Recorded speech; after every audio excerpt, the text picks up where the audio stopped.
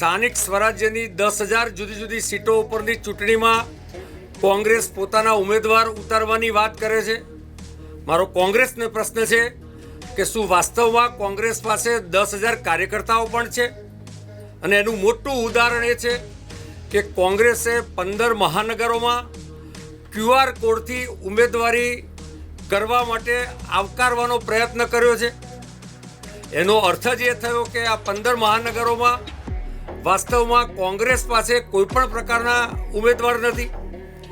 કોંગ્રેસ 50% યુવાનોને ટિકિટો આપવાની વાત કરે છે, પરંતુ કોંગ્રેસનું જે નેતૃત્વ અને કોંગ્રેસની જે સંચાલન સમિતિ બની છે ચૂંટણી, એમની ઉંમર જોઈને પણ આપ સૌને પ્રશ્નો થતા હશે.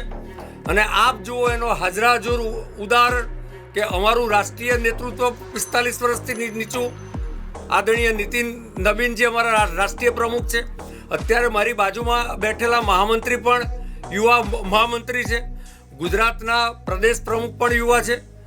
તો કુલ મળીને કહેરની અને કરણી જુદી છે.